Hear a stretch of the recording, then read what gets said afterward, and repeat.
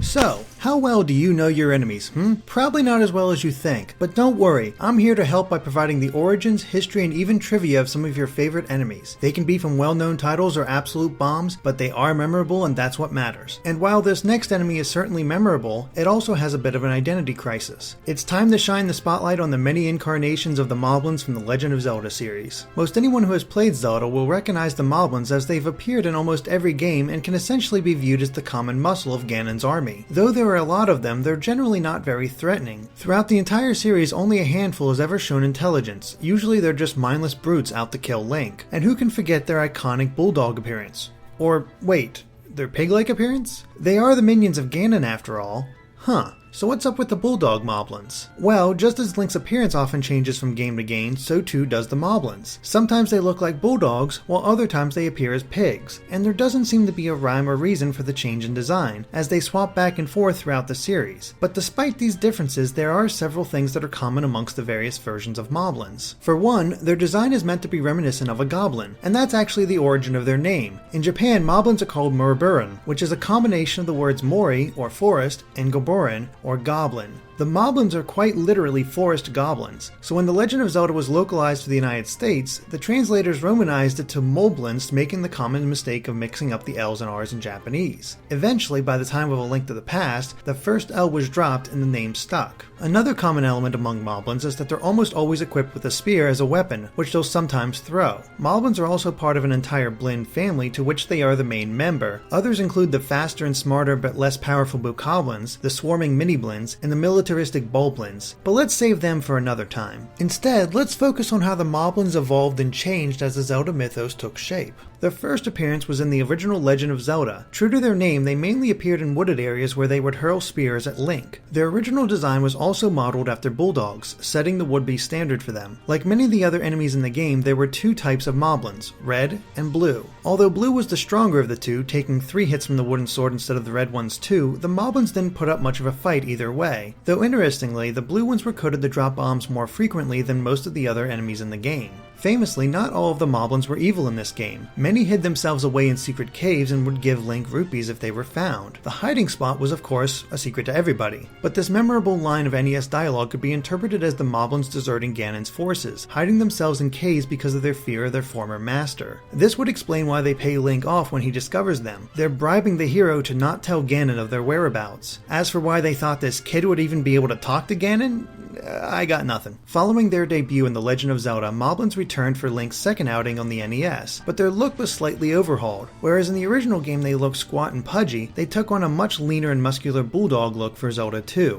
Though oddly, in the game's manual, the Moblins are clearly seen towering over villagers and even their homes, yet in the game, they're still only about as tall as Link. Despite the redesign, Moblins acted pretty much like they did before, though they were a little more challenging thanks to the side-scrolling perspective. Players had to adjust the placement of their shield in order to deflect their thrown spears. However, there's a little more variety with the kind of Moblins that are found in this game. Instead of just 2 colors, there are now 3. Orange, red, and blue. Orange is the weakest and blue is the strongest. However, there's a 4th type that is also orange. These are the weakest as they only charge Link and never throw their spears. They also grant no experience points. The Moblins also expanded their territory slightly as they appear not only in forests, but caves and bridges too. It's with A Link to the Past that the Moblins began their identity crisis. It also marks the first time that players began linking them directly with Ganon. That's because the Moblins only ever appear in the Dark World and their appearance is more like a pig. When looking at these 2 facts, it became apparent that Moblins were more than just random monsters that Ganon took control of, but actually a key part of his forces. Despite all this, Moblins actually acted the same as they always did, quickly moving and throwing spears. What's different about this time is that they actually cause more damage if they touch Link directly, up to 2 hearts if Link has no defensive upgrades. Perhaps the most intriguing Zelda game when it comes to Moblins is Link's Awakening. This is the only game where both the bulldog-like ones and the pig-like ones appear together, though they're separated into different parts of the island. The forest-dwelling kind that you first meet are based on the bulldog design, but there are 2 different kinds based on their equipment. Spear Moblins act like they have in previous games, while the new Sword Moblins behave just like the soldiers from A Link to the Past, charging at Link whenever he's in view. These Moblins actually have a leader in King Moblin, who acts as a mini-boss. He's certainly tougher than the rest, with tactics that include throwing spears while jumping around, and occasionally trying to ram Link. He's also the first talking Moblin since the original game. The pig-like Moblins are found in the mountainous or prairie areas of the island. Strangely, they're not referred to as Moblins in Link's Awakening. Their official name is Pig Warriors or Pigblins. Despite this, they act just like their bulldog counterparts. One might even assume that pig Moblins prefer a different environment than the bulldog variety, though the reality of Link's Awakening's world puts us all in doubt. After all, this could just be another excuse to change up the enemies for the game, since they even included Mario enemies.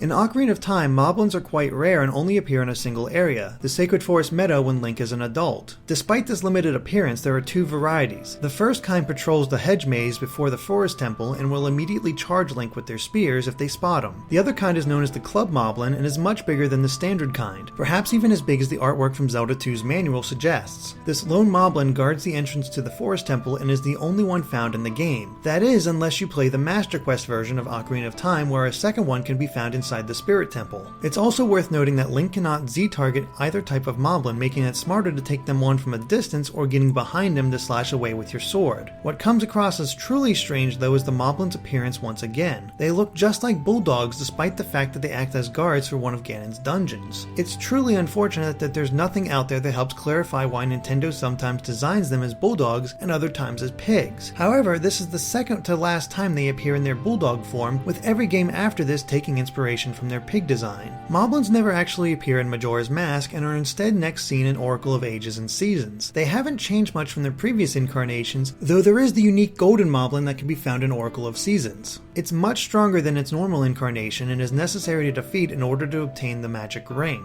Another ring that can be found is the Moblin ring, which allows Link to transform into a Moblin. This ensures that they'll never attack him, but he also can't attack back. And speaking of things that resemble Moblins but really aren't, the boomerang-throwing Goriya actually shares the exact same sprite as the Moblins, which is odd considering Goriya's had a very distinct appearance in past games resembling wolves instead. It's possible the Moblin sprite was simply reused to save on memory usage.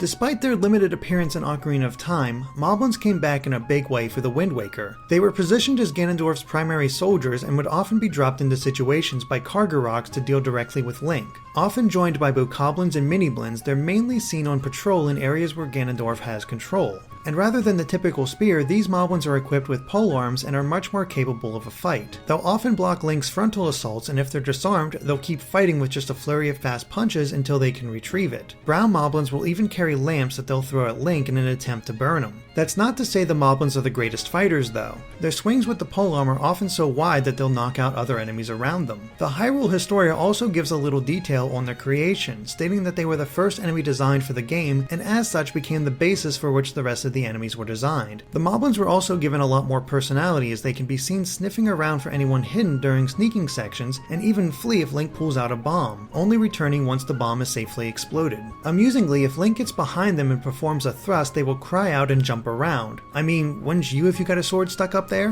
One of the Moblins in the game is actually named as well. Mo. He begins a long-distance relationship with Maggie of Windfall Island once she's rescued. They mainly communicate through letters delivered by Link, but this doesn't seem to be the healthiest of relationships. Mo often talks about his hunger to see Maggie, which doesn't exactly sound right, but Maggie is so obliviously in love that she takes this as a sign that he wants to get married. Love is weird. Moblins also appeared in the Minish Cap, though it's doubtful that they actually serve the Velenvati. More than likely, it's just a partnership to get in Link's way. These Moblins can either be equipped with a polearm or a bow. If it's the polearm, then they'll charge at Link like the soldiers from A Link to the Past. If they have the bow, then they will try to keep their distance while firing arrows. Oddly, perhaps as a reference to the Wind Waker, one of the books listed under the Royal Hyrule Library's weekly top titles is Married to the Moblin. Unfortunately, Link cannot read this book. It's a shame too, because I'd be curious to see how Maggie fared with Mo. no. For Twilight Princess, Moblins never actually appeared in that game. Instead, they were replaced by the Moblins. But that's not to say they were never in the game. In one of the early trailers, there is a creature that appears that never shows up in the final game. It's not hard to place it as the Moblin since it wields their iconic spear. But just looking at that design is intimidating. Imagine what it would have been like to actually face one. Another game where Moblins didn't quite make an appearance was Spirit Tracks, but there is one enemy in it who is all but a Moblin. That would be the Big Blin, which to date is the last appearance of a Bulldog Moblin. It's also reminiscent to Ocarina of Time's Moblins in that its main weapon was a club.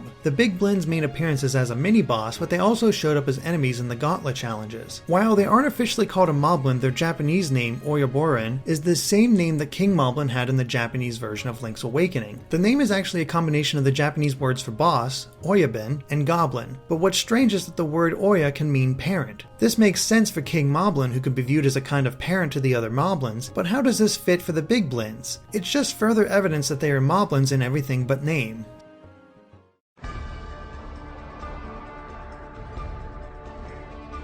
Skyward Sword brought Moblins back into the fold and made them absolutely huge, easily twice the size of Link. They're equipped with immense wooden square-shaped shields as well as their traditional spear. In close combat, Link has two options, either get behind them to slice at their back or cut their shields to pieces. However, when their shields are gone, Moblins will fly into a rage and use both hands to swing its spear as well as charge Link. It's safer to just get behind them, which is necessary when fighting the Moblins equipped with metal shields. Since they cannot be cut, Link must climb over them to get behind and cut down the stronger brutes. The Moblins were given no such upgrade for their appearance in A Link Between Worlds. They act exactly as they did in A Link to the Past and only ever appeared in Lorule. Perhaps it was the downfall of that kingdom that led to their prevalence. And that would be all of the many appearances of the Moblin, in canon games at least, if it weren't for one little thing: Game & Watch Zelda. Yes, there was one of these, and it's not to be confused with the Legend of Zelda Game Watch. This Game & Watch was actually one of the dual-screen models that would serve as inspiration for the DS and 3DS's design. Nintendo's not one to let a good idea go to waste. Like most Game & Watch games, the gameplay was very basic and only contained a few enemies, one of which was the Moblin.